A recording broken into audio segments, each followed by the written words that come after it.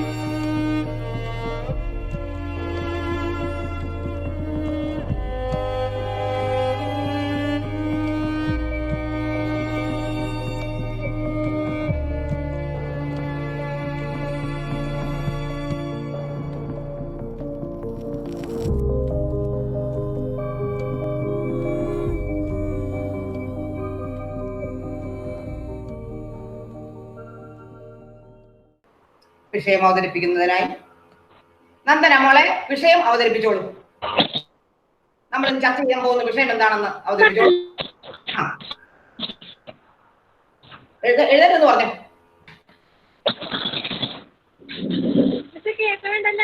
കേക്കാം, പറഞ്ഞോ മോളെ.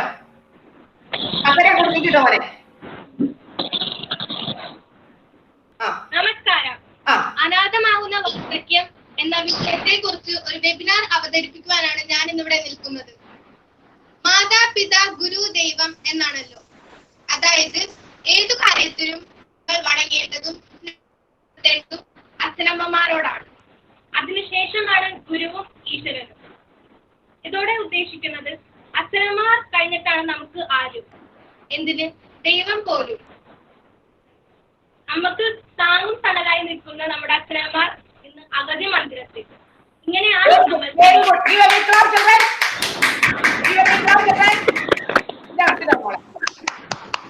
വിഷയം വിശകലനം ചെയ്യുന്നതിനായി നയനയെയും അയനയെയും വേദിയിലേക്ക് ക്ഷണിച്ചുകൊള്ളുന്നു.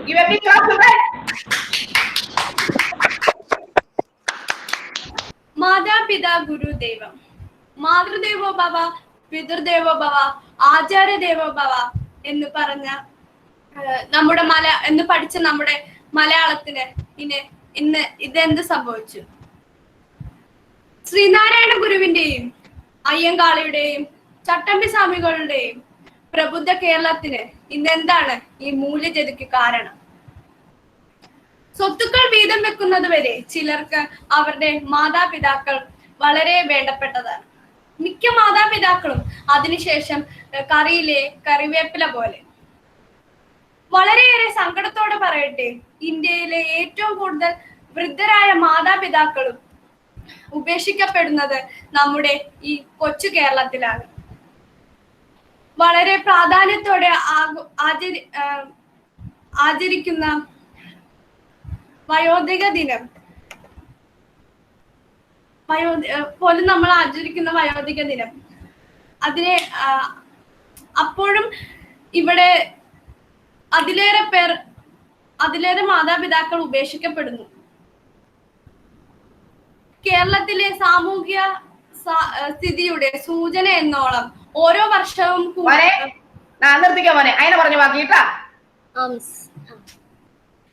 ഇന്നത്തെ തലമുറ വളരെയേറെ വേഗതയിലാണ് പോയിക്കൊണ്ടിരിക്കുന്നത്.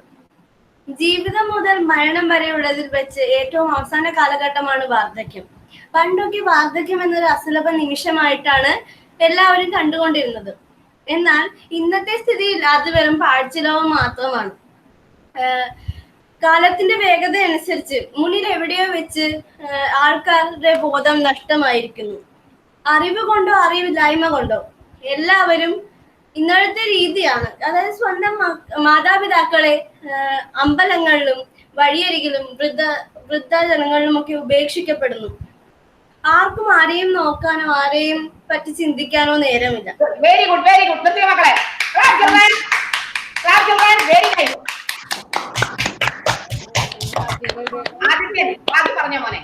വൃദ്ധജനങ്ങളെ ആശ്രയിച്ചും ആദരിച്ചും ജീവിച്ച ഒരു സമൂഹം മുൻപ് ഇവിടെ ഉണ്ടായിരുന്നു.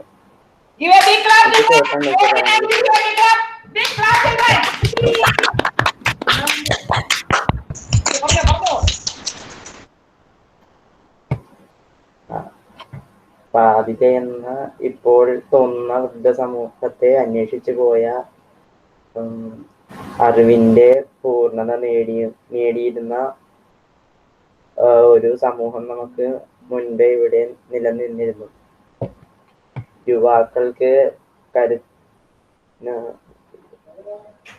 യുവാക്കൾക്ക് കരുത്തേറ്റതും മാനസികാരോഗ്യവും കൊണ്ട് ലോകത്തിന് വെളിച്ചവുമായി നമ്മുടെ ആചാര്യം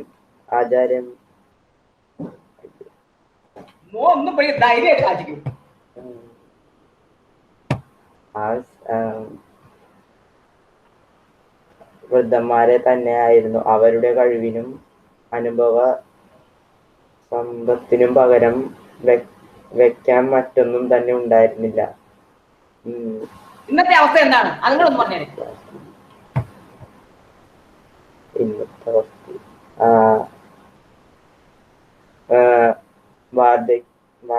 അയ്യോ ജീവിതം ഒരു അനുഗ്രഹമാക്കി തീർത്തവരും സമൂഹത്തിന് വലിയ സംഭാവന നൽകിയവരുമാണ്. വൃദ്ധരായിട്ടുള്ള ആളുകൾ കാലങ്ങളായി അന്വേഷിച്ചും ഇന്ന് നാം എന്താണ് ചെയ്തുകൊണ്ടിരിക്കുന്നത്? വൃദ്ധരായവർ എന്ത് ചെയ്യുന്നു?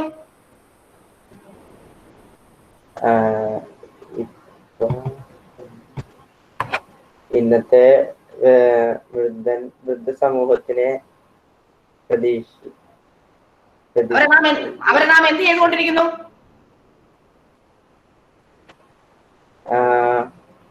ഇന്നത്തെ വൃദ്ധ സമൂഹം പൊതുവെ ദുർബലരും പരാജിതരുമാണ്. അറിവിനും ആരോഗ്യത്തിനും അവരെ നമ്മൾ എന്ത് ചെയ്തിരിക്കുന്നു? അതിനെ പറ. അവരെ അമ്മ എന്ത് ചെയ്തിരിക്കുന്നു? അവരെ നാം സംരക്ഷിക്കുന്നുണ്ടോ? സംരക്ഷിക്കുന്നുണ്ട്. സംരക്ഷിക്കാത്ത അവസ്ഥയുണ്ടോ? അതുകൊണ്ട് വെരി ഗുഡ്.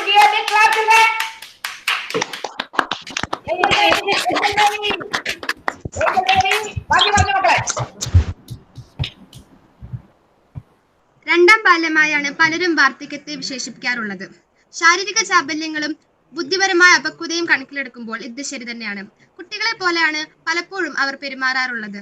എന്നാൽ കുട്ടികളുടെ അത്തരത്തിലുള്ള പെരുമാറ്റങ്ങൾ ഉൾക്കൊള്ളാനും അവ അതിലേറെ ആസ്വദിക്കാനും മാതാപിതാക്കൾ ശ്രമിക്കുന്നു. പക്ഷേ രണ്ടാം ബാല്യത്തിലെത്തുമ്പോൾ കാര്യങ്ങൾ തികച്ചും മാറിമറിയുന്നു. ജോലിത്തിരക്കുകൾ കാരണം വീട്ടിലുള്ളവരുമായി, പ്രത്യേകിച്ച് വൃദ്ധരായ അച്ഛനമ്മമാരുമായി സംസാരിക്കാൻ പോലും സ്വന്തം മക്കൾക്ക് നേരമില്ല.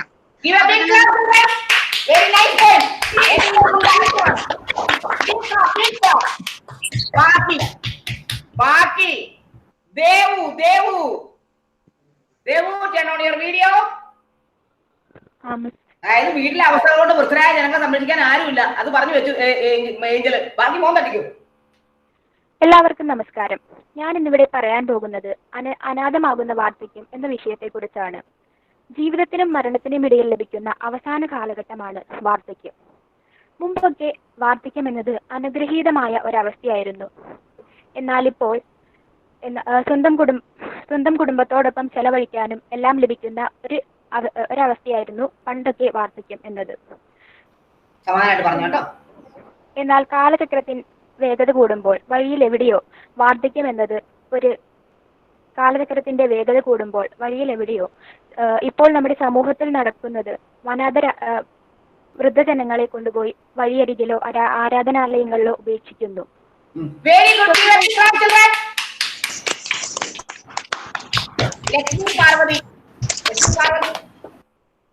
ശ്രദ്ധേയമായ ഒരു വസ്തുതയാണ് ദേവുവിടെ അവതരിപ്പിച്ചിരിക്കുന്നത്. ബാക്കി പറഞ്ഞ മക്കളെ.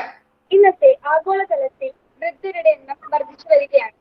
അങ്ങനെ ഒരു അവസ്ഥയിൽ വൃദ്ധരെ സംരക്ഷിക്കേണ്ടതും അവരെ പരിപാലിക്കേണ്ടതും അവരുടെ സ്വന്തം സന്താനങ്ങൾ തന്നെയാണ് ആ ജോലി നിറവേറ്റേണ്ടത്.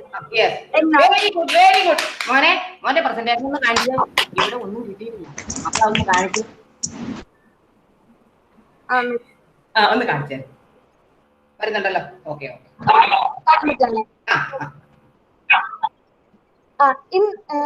പല വ്യക്തികൾക്കും അവർക്ക് ജോലി തേടി വിദേശങ്ങളിലേക്ക് പോകേണ്ട അവസ്ഥ വരുമ്പോൾ അവർ തന്റെ സ്വന്തം മാതാപിതാക്കളെ തെരുവിലും ആരാധനാലയങ്ങളും അനാഥാലയങ്ങളും ഒക്കെ നടതള്ളുന്നു.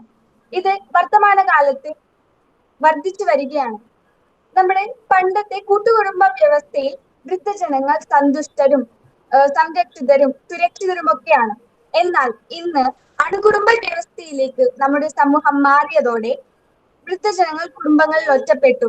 സ്വന്തം കൊച്ചുമക്കളുടെയും കുട്ടികളുടെയും ഒക്കെ കൂടെ സന്തോഷം ജീവിക്കേണ്ട വൃദ്ധജനങ്ങൾ ഇന്ന് ഒറ്റപ്പെട്ടു കുടുംബങ്ങളിൽ ജീവിക്കുകയാണ്. അവർക്ക് കൂട്ടിനാരുമില്ല.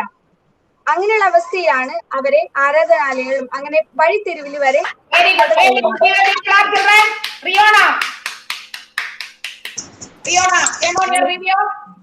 മിസ് കൺക്ലൂഷൻ ആണോ മിസ്? കൺക്ലൂഷൻ അല്ല മോൻ, വിഷയം വിശകലനത്തിലാണ്. ശിവാനന്ദി അവളുടെ അഭിപ്രായമാണ് പറഞ്ഞേക്കണേ. കൺക്ലൂഷൻ അല്ല മോനെ, വിഷയ വിശകലനം തന്നെ. സ്വാർത്ഥതയും വെറുപ്പും വിദ്വേഷവും നിറഞ്ഞ വർത്തമാനകാല സമൂഹത്തിൽ വാർദ്ധക്യം എന്ന മനുഷ്യാവസ്ഥ ശാപമായി തീർന്നിരിക്കുകയാണ്. ബാല്യവും യൗവനവും പോലെ വാർദ്ധക്യവും അനിവാര്യമായ ഒരു ശാരീരിക മാറ്റമാണ്. ഒരേ സമയം ഒന്നിലധികം രോഗങ്ങളുടെ അകമ്പടിയോടെയാണ് വാർദ്ധക്യം മിക്കവരിലും കടന്നുപോകുക. ആരോഗ്യ പരിരക്ഷയ്ക്കൊപ്പം വൈകാരിക പിന്തുണയും ഏറെ ആവശ്യമുള്ള ഘട്ടമാണ് വാർദ്ധക്യം. ജീവിതയാത്രയുടെ അവസാന നാളുകളിൽ എത്തി നിൽക്കുന്ന ഓരോ വൃദ്ധജനങ്ങളും വൻ നിരീക്ഷകങ്ങളാണ്. ഒരുപാട് അനുഭവത്തിന്റെയും വിജ്ഞാനത്തിന്റെയും ചരിത്ര പുസ്തകങ്ങളാണവർ. കാലത്തിനോടൊപ്പം നടന്ന് കാലത്തിന്റെ കുതിപ്പിനും കിതപ്പിനും സാക്ഷിയായവർ. ദാരിദ്ര്യവും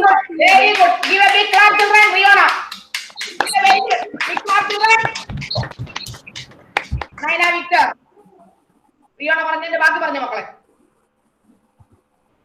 ബാക്കി പറഞ്ഞു. വൃദ്ധജനങ്ങൾ അനുഭവിക്കുന്ന വിഷമങ്ങളെ കുറിച്ച് പറഞ്ഞോളൂ. കേരളത്തിൽ നിലനിന്നിരുന്ന കൂട്ടുകുടുംബ വ്യവസ്ഥിതിയുടെ അപജയമാണ് ഇന്ന് വൃദ്ധജനങ്ങൾ അനുഭവിക്കുന്ന മാനസിക വ്യതകൾക്ക് പ്രധാന കാരണം.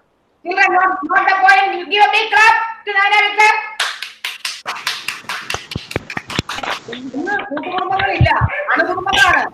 അതുകൊണ്ട് തന്നെ പ്രായമായവരെ നോക്കാൻ ആരുമില്ല. ബാക്കി പറഞ്ഞ മോനെ. അച്ഛനമ്മമാരെ അനാഥരെ പോലെ പകൽ വീടുകളിൽ തള്ളുമ്പോഴും സ്വന്തം വാസസ്ഥലത്തിന് കാവൽക്കാരായി മാറ്റുമ്പോഴും സംസ്കാര ശൂന്യതയോടെ അവരോട് ഇടപെടുമ്പോഴും തങ്ങൾക്കായി ഭാവി ഇത് തന്നെയാണ്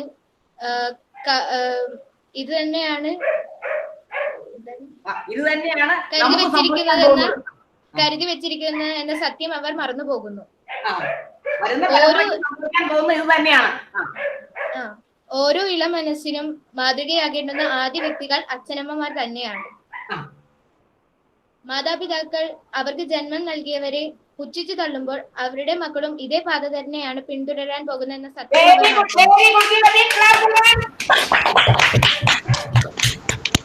ലക്ഷ്മി സന്തോഷ് മോനെ, ഇപ്പൊ ഒരു എന്താണ് പ്രശ്നം നയനാവിക്ക് പറഞ്ഞു. എന്താ വെച്ച് കഴിഞ്ഞാൽ വീട്ടിലെ അച്ഛനും ഈ പ്രായമായവരെ നോക്കാൻ ആളില്ല. പ്രസന്റ് ചെയ്യണോ? പ്രസന്റ് ചെയ്തോ, ചെയ്തോട്ടോ, കുറച്ച് മതിയേ.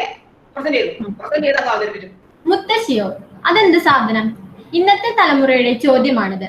നമസ്കാരം. ഞാൻ ഇന്നിവിടെ പറയാൻ പോകുന്നത് അനാഥമാകുന്ന വാർദ്ധക്യം എന്ന വിഷയത്തെ കുറിച്ചാണ്. കാലാവധി കഴിയുമ്പോൾ വൃദ്ധസദനങ്ങളിൽ തള്ളുന്ന ഒരു സാധനമായിട്ടാണ് യുവതലമുറ അവരുടെ വൃദ്ധരായ മാതാപിതാക്കളെ കാണുന്നത്.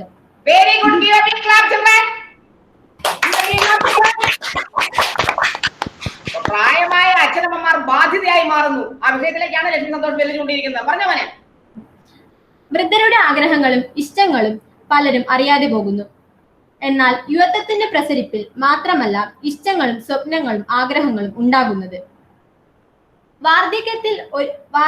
വാർദ്ധക്യത്തിലേക്ക് ഒരിക്കൽ പോലും തിരിഞ്ഞു നോക്കാൻ ഇഷ്ടമില്ലാത്ത യുവതലമുറയ്ക്ക് ഇന്ന് വൃദ്ധസദനങ്ങൾ തേടി അലയുകയാണ്. രണ്ടാം ബാല്യമായിട്ടാണ് പലരും വാർദ്ധക്യത്തെ വിശേഷിപ്പിക്കാറുള്ളത്.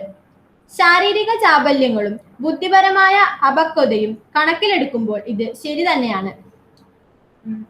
കുഞ്ഞുങ്ങളെ പോലെയാണ് അവർ പലപ്പോഴും പെരുമാറുന്നത്. എന്നാൽ കുട്ടികളുടെ അത്തരം പെരുമാറ്റങ്ങൾ ആസ്വദിക്കാനായി മാതാപിതാക്കൾ സമയം കണ്ടെത്തുന്നു. രണ്ടാം ബാല്യത്തിലേക്ക് വരുമ്പോൾ കാര്യങ്ങൾ തികച്ചും മാറിമറിയുന്നു. മുന്നിൽ വന്നുകൊണ്ടിരിക്കുന്ന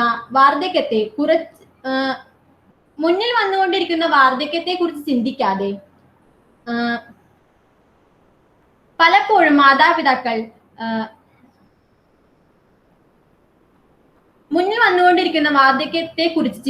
പലപ്പോഴും മാതാപിതാക്കൾ തങ്ങളുടെ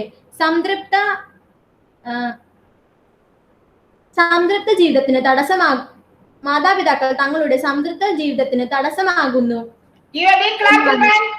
വലിയൊരു ആശയമാണ് ഈ പറഞ്ഞു വെച്ചിരിക്കുന്നത്. അതായത് വയസ്സായ ആളുകളെ സത്യം പറഞ്ഞു കഴിഞ്ഞാൽ രണ്ടാം ബാല്യമാണത്. ചെറിയ കുട്ടികളെ അവരുടെ എല്ലാ ശാഠ്യങ്ങളോടെയും ഇഷ്ടക്കേടുകളോടും നമ്മൾ അംഗീകരിക്കാറുണ്ടല്ലോ മാതാപിതാക്കൾ. എത്ര പ്രാവശ്യം വേണമെങ്കിലും അവരുടെ എല്ലാ പ്രശ്നങ്ങൾക്കും പരിഹാരം കാണുവാനും നമുക്ക് കഴിയുന്നുണ്ട്. പക്ഷെ പ്രായമായ ആളുകൾ അവരുടെ ഇഷ്ടക്കേടുകളും പറയുമ്പോൾ നമ്മൾ അവരെ അംഗീകരിക്കുന്നില്ല. ഇതൊരു വലിയ വിഷയമാണ്. ഇതിന്റെ ബാക്കി എന്താണ് ഈ പ്രശ്നം കുറച്ചൊക്കെ അവതരിപ്പിച്ചു കഴിഞ്ഞു. ഈ പ്രശ്നത്തിന് എന്ത് പരിഹാരമാണ് നമുക്ക് കാണാൻ കഴിയുക? ജ്വാല എവിടെ മോളെ? മോനെ എന്തൊക്കെയാണ് പ്രശ്നങ്ങൾ? ആദ്യം പോലെ തന്നെ വിഷയം അവതരിപ്പിച്ചു. നല്ല രീതിയിൽ അത് ഇവിടെ അവതരിപ്പിക്കാനും കഴിഞ്ഞിട്ടുണ്ട് കുട്ടികൾക്ക്. എന്നുവെച്ചാൽ വയസ്സായ ആളുകൾ നോക്കാൻ വീട്ടിലെ ആളില്ല. വയസ്സായവരുടെ ഇഷ്ടങ്ങൾ സാധിച്ചു കൊടുക്കാൻ വലിയ താല്പര്യമില്ല. കൊച്ചു കുട്ടികളെ നമ്മൾ അവരുടെ ഷാഠ്യങ്ങളോട് സ്വീകരിക്കും. പക്ഷെ വയസ്സായ ആളുകൾക്ക് അവരും ബാല്യത്തിലേക്ക് രണ്ടാം ബാല്യമാണ്. പക്ഷെ അവരുടെ പ്രശ്നങ്ങൾ കാണാനോ അവരുടെ കൊച്ചു കൊച്ചു ഇഷ്ടങ്ങൾ സാധിക്കാനോ അവർ പറയുന്ന കാര്യങ്ങൾ അംഗീകരിക്കാനോ നമ്മൾ തയ്യാറല്ല. നമ്മൾ അവരെ ശരിക്കും പറഞ്ഞു കഴിഞ്ഞാൽ എവിടെയെങ്കിലും നാശം നമ്മുടെ സന്തോഷകരമായ ജീവിതത്തിന് ഇവർ മഹാശല്യമാണെന്ന് കരുതി ഇവർ പലയിടത്തും കൊണ്ട് കളയുക. അപ്പൊ കൃത്യമായിട്ട് നയനായിട്ട് പറഞ്ഞു, ഇങ്ങനെയൊക്കെ ചെയ്തു കഴിയുമ്പോൾ നമുക്ക് ഇതുപോലെ തന്നെ വരും, പ്രായമാവും. അപ്പൊ നമ്മുടെ മക്കൾ നമ്മൾ എന്ത് ചെയ്യും? ഇതിലും കഷ്ടമായിരിക്കും നമ്മുടെ അവസ്ഥ. പഴയ കാലത്ത് പ്രായമായവരെ ഒരു പഴഞ്ചൊല്ലുണ്ട്, പ്രായമായവർ പറയുന്നതാണത്. എന്താണെന്നറിയാമോ? പഴുത്ത ഇല വീഴുമ്പോ പച്ചപ്ലാവിലെ ചിരിക്കും. കാരണം പച്ചപ്ലാവിലെയും പഴുക്കും.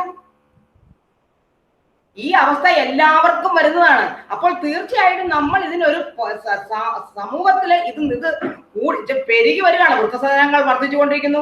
വഴിയിൽ അച്ഛനമ്മമാർ ഉപേക്ഷിക്കപ്പെടുന്നു. അമ്പലത്തിൽ തൊഴാൻ കൊണ്ടുപോകാന്ന് പറഞ്ഞ് അവിടെ കൊണ്ടുപോയി കളയുന്നു. ഇതെല്ലാം കൂടിക്കൊണ്ടിരിക്കുകയാണ്. നമുക്ക് എങ്ങനെ ഈ വിഷയത്തിന് ഒരു പരിഹാരം കാണാം? മോനാണ് ആദ്യം തന്നെ ഒരു പരിഹാരം മുമ്പോട്ട് വെച്ച്. ഇത് എങ്ങനെ നമുക്ക് പരിഹരിക്കാൻ പറ്റും? തേർഡ് പാരാഗ്രാഫിലേക്കാട്ടോ കടന്നേക്കണേ. കൊച്ചു കുട്ടികൾക്ക് എന്ന പോലെ ഏറ്റവും സ്നേഹവും പരിചരണവും നൽകേണ്ട ഒരു അവസ്ഥയാണ് വാർദ്ധക്യം. പിന്നെ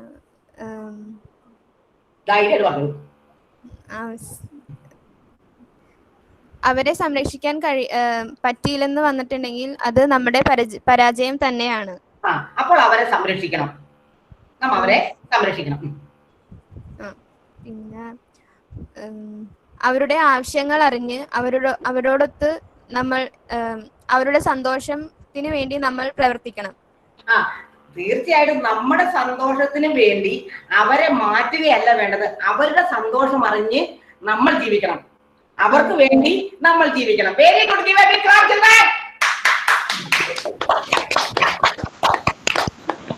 മോനെ, പരിഹാരത്തിലാണ് നമ്മൾ നിൽക്കുന്നത്. അപ്പൊ ജ്വാല എന്താ പറഞ്ഞെന്ന് ചോദിച്ചു കഴിഞ്ഞാൽ നമ്മൾ അവരെ സംരക്ഷിക്കണം. പക്ഷെ അവരുടെ ഇഷ്ടങ്ങൾക്കനുസരിച്ച് നമ്മൾ മാറണം. നമ്മൾ അവരെ നോക്കാൻ സമയം കണ്ടെത്തണം. മനസ്സിലായോ? അവരുടെ നമ്മുടെ ഇഷ്ടങ്ങൾക്കനുസരിച്ച് നമ്മുടെ തൃപ്തികരമായ ജീവിതത്തിന് വേണ്ടി, നമ്മുടെ സംതൃപ്തികരമായ ജീവിതത്തിന് വേണ്ടിയിട്ട് അവരെ ഉപേക്ഷിക്കുക, അവരെ മാറ്റാൻ ശ്രമിക്കുകയല്ല വേണ്ടത്. പ്രായമായവരുടെ സ്വഭാവം ഒന്നും മാറൂല. നമ്മൾ എന്ത് ചെയ്യണം? നമ്മൾ അവർക്ക് വേണ്ടി മാറണം. ചെറിയ കുട്ടികളായിരിക്കുമ്പോൾ നമ്മുടെ ഇഷ്ടത്തിന് വേണ്ടി നമ്മുടെ അച്ഛനമ്മമാരെ എത്ര ക്ഷമയോടുകൂടി അവര് നമുക്ക് വേണ്ടി കാത്തു നിൽക്കുകയും അവർ നമ്മുടെ ആവശ്യങ്ങൾ സാധിക്കാൻ വേണ്ടി എത്രയോ വിഷമിച്ച് കഷ്ടപ്പെട്ട് വളരെ ക്ഷമയോടുകൂടി അവർ ഓരോ കാര്യങ്ങൾ ചെയ്തിട്ടുണ്ട്. ഇതുപോലെ പ്രായമായവർക്ക് വേണ്ടി അവരെ നോക്കാൻ നമ്മൾ സമയം കണ്ടെത്തണം. അവരുടെ ഇഷ്ടങ്ങൾ സാധിച്ചു കൊടുക്കാൻ നാം തയ്യാറായിരിക്കണം. അതിലാ ഇത് ജ്വാല പറഞ്ഞ അഭിപ്രായമാണ്. വേറെ എന്ത് പരിഹാരം ഉണ്ട് മോന്റെ കയ്യിൽ? കാരണം ഇതൊരു കുടുംബത്തില് സമൂഹം എന്ത് ചെയ്യണം?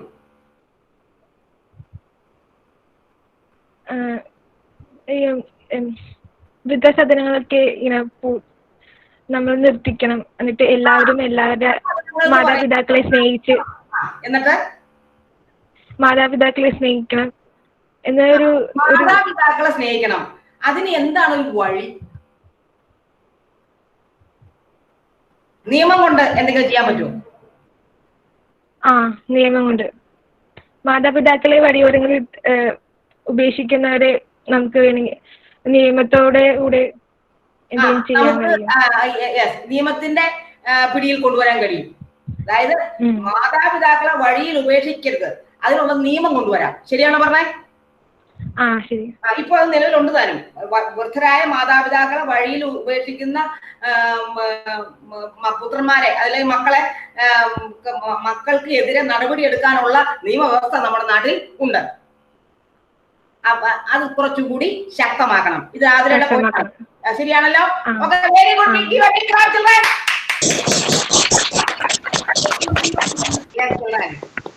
ഇപ്പൊ രണ്ട് കാര്യങ്ങളായി. ആരെന്താ മോനെ ഞാനുണ്ട് വീഡിയോ. അവന്റെ കയ്യിലിരിക്കുന്നത് പരിഹാരമാണ്.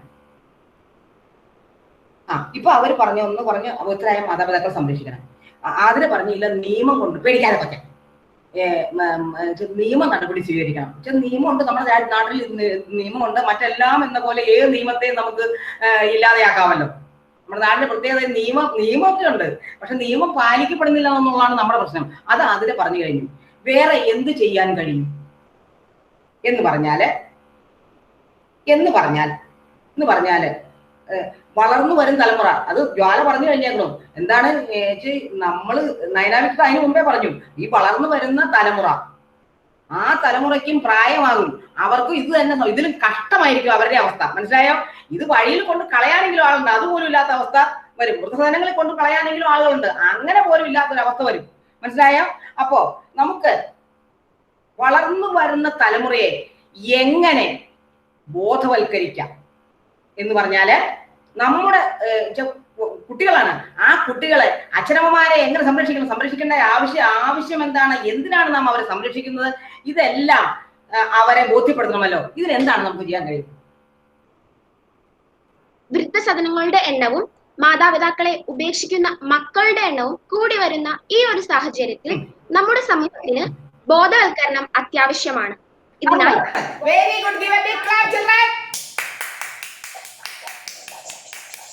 ബോധവൽക്കരണം എങ്ങനെയെല്ലാം നമുക്ക് ബോധവൽക്കരണം നടത്താം? ഇതിനായി ബോധവൽക്കരണ ക്ലാസുകളും സെമിനാറുകളും എല്ലാം നടത്താൻ ഗവൺമെന്റ് തന്നെ മുൻകൈ എടുക്കണം. നമ്മുടെ വിദ്യാഭ്യാസ പദ്ധതിയിലും കുറച്ചൊക്കെ മാറ്റങ്ങൾ വരുത്തേണ്ടതുണ്ട്. വിദ്യാഭ്യാസ പദ്ധതി നമ്മൾ സ്നേഹത്തെക്കുറിച്ച്, നമ്മുടെ സാഹിത്യം പഠിക്കുന്നതെന്ന് പറഞ്ഞാൽ നമ്മൾ സ്നേഹത്തെക്കുറിച്ച്, വിശ്വാസത്തെക്കുറിച്ച്, പ്രപഞ്ച സ്നേഹത്തെക്കുറിച്ച്, പരസ്പരമുള്ള സ്നേഹത്തെക്കുറിച്ച് എല്ലാമാണ്. എല്ലാ കഥകളും കവിതകളും, ഇംഗ്ലീഷ് ആയാലും സംസ്കൃതം ആയാലും ഹിന്ദി ആയാലും മലയാളം ആയാലും, അതിലെല്ലാം സ്നേഹമാണ് പ്രധാനപ്പെട്ട വിഷയം. അതിനകത്ത് മാതാപിതാക്കളെ സ്നേഹിക്കാനുള്ള ശക്തമായ കുടുംബ ബന്ധം, അച്ഛനമ്മമാർ മക്കളെ സ്നേഹിക്കണം. അപ്പോഴാണ് മക്കൾ അച്ഛനമ്മമാരെ സ്നേഹിക്കുക. അച്ഛനും അമ്മയും പരസ്പരം സ്നേഹിക്കണം. ആ സ്നേഹം കണ്ടു വളരുന്ന കുട്ടികൾക്കും സ്നേഹം ഉണ്ടാവും. അപ്പോൾ തീർച്ചയായിട്ടും നമ്മുടെ കുട്ടികളെ ബോധവൽക്കരിക്കണം. അപ്പോൾ പാഠപുസ്തകത്തിൽ എന്താണ് ഉൾപ്പെടുത്തേണ്ടത്? പറഞ്ഞു ആരെയും എന്താ? പാഠപുസ്തകത്തിലുള്ളത് പഠിപ്പിക്കുന്നതിനോടൊപ്പം തന്നെ കുട്ടികളെ ജീവിത മൂല്യങ്ങളും പഠിപ്പിക്കണം. Very good.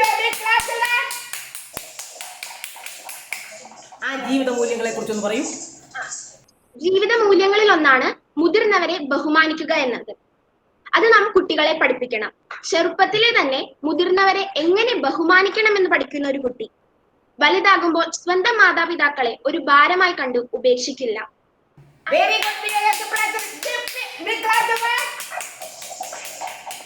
മുതിർന്നവരെ സ്നേഹിക്കാനും ബഹുമാനിക്കാനും പഠിപ്പിക്കണം. അങ്ങനെയുള്ള ഒന്ന് പാഠ്യ പദ്ധതിയിൽ ഉണ്ടായിരിക്കണം. പറഞ്ഞവനെ വൃദ്ധസദനങ്ങൾ നിർത്തലാക്കണമെന്നാണ് എന്റെ അഭിപ്രായം. കാരണം വൃദ്ധരായ മാതാപിതാക്കളെ ഉപേക്ഷിക്കുന്നതിന് വൃദ്ധസദനങ്ങൾ ഒരു സാഹചര്യം ഒരുക്കുകയാണ്. അസ്ഥി നുറുങ്ങും വേദന അമ്മയ്ക്ക് സമ്മാനിച്ചാണ് പിറവിയെന്നും അച്ഛന്റെ ചോരയൂറ്റിയാണ് വളർന്നതെന്നും മറക്കരുത് എന്ന് പറഞ്ഞുകൊണ്ട് ഞാൻ നിർത്തുന്നു.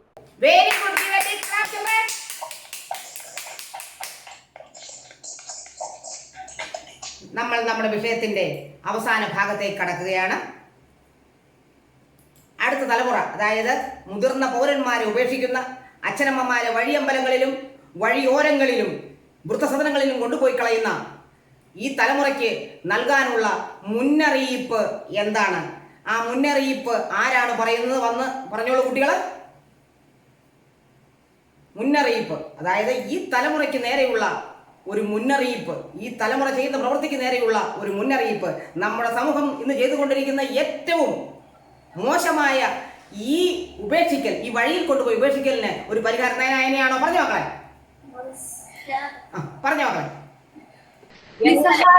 എന്താണ് നിങ്ങളുടെ മുന്നറിയിപ്പ്? പറഞ്ഞോളൂ. നിസ്സഹായതയുടെ പരകോടിയിൽ നിൽക്കുന്നവർക്ക് വേണ്ടതോ പണമോ പാരിതോഷികമോ ആവില്ല.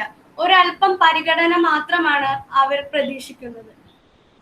അതുകൊണ്ട് തന്നെ അവരെ പരിഗണിക്കാതിരിക്കുന്നവരുടെ ഈ പ്രായമായവരെ ഇങ്ങനെ വഴിയിൽ തള്ളുക, അവരെ ഉപേക്ഷിച്ചു കഴിഞ്ഞാൽ, അങ്ങനെ അവരെ കൊണ്ട് ഉപേക്ഷിച്ചു കഴിഞ്ഞാൽ നമ്മുടെ സമൂഹത്തിന് സംഭവിക്കാൻ പോകുന്ന അപചയം, താഴ്ച, മൂല്യച്യുതി അവർക്ക് വന്ന് സംഭവിക്കുന്ന, അവർക്ക് വരാൻ പോകുന്നത് എന്തായിരിക്കും? അതുകൂടെ പറഞ്ഞോളൂ. ഇങ്ങനെയൊക്കെ ചെയ്തവർക്ക് ഉള്ള പ്രശ്നം എന്തെന്നാൽ അവരെല്ലാവരും പലപ്പോഴും മറക്കുന്ന ഒരു സത്യം എന്തെന്നാൽ അവരെയും വാർദ്ധക്യം കീഴ്പ്പെടുത്തും എന്ന സത്യം അവർ പലപ്പോഴും മറക്കുന്നു. അതുകൊണ്ട് തന്നെ അവരുടെ ഈ പ്രവൃത്തി മൂലം അവരുടെ മക്കളും ഈ പ്രക്രിയ തുടർന്നു പോകുകയും അവസാനം ഇവരും പെരുവഴിയിലാവുക തന്നെ ചെയ്യും.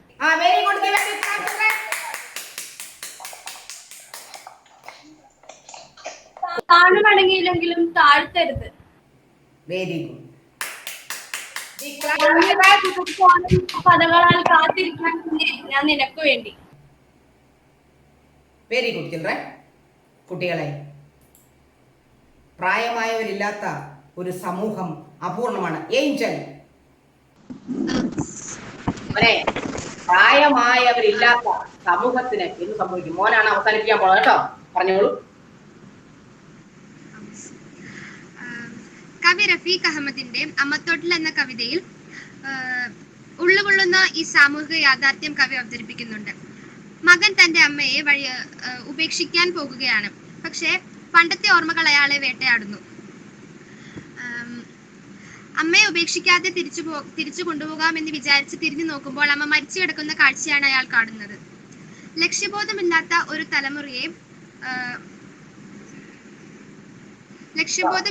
തലമുറ ഉണ്ടാക്കുന്നത് അവരെ നയിക്കാൻ ആരുമില്ലാതെ വരുമ്പോഴാണ്.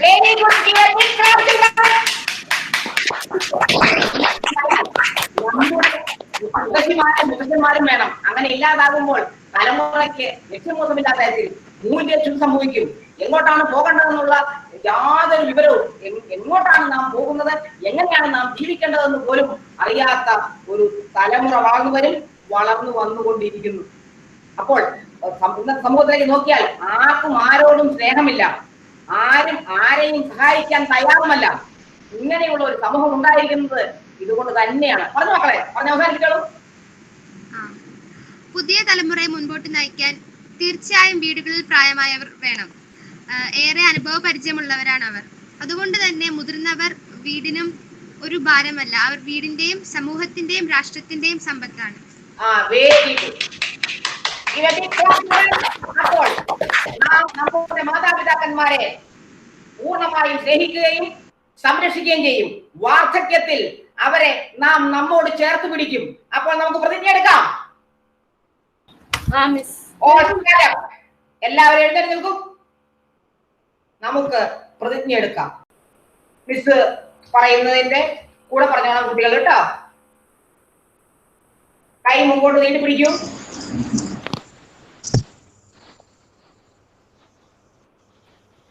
എല്ലാവരും വീഡിയോ ചെയ്ത മക്കളെ.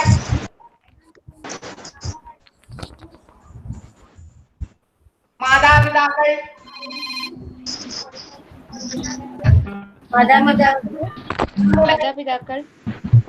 നമ്മുടെ കാണപ്പെട്ട ദൈവങ്ങളാണ്. നമ്മെ വളർത്തി വലുതാക്കിയത്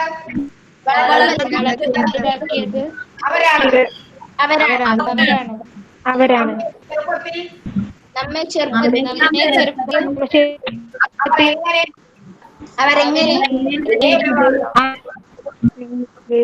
സ്നേഹിക്കുകയും സംരക്ഷിക്കുകയും ചെയ്തു.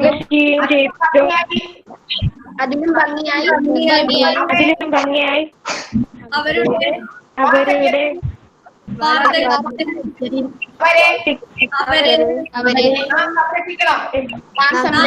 സംരക്ഷിക്കണം. ഞാൻ എന്റെ മാതാപിതാക്കളെ അങ്ങനെ സംരക്ഷിക്കുമെന്ന് ഇതിനാൽ ഞാൻ ചെയ്തു കൊള്ളുന്നു.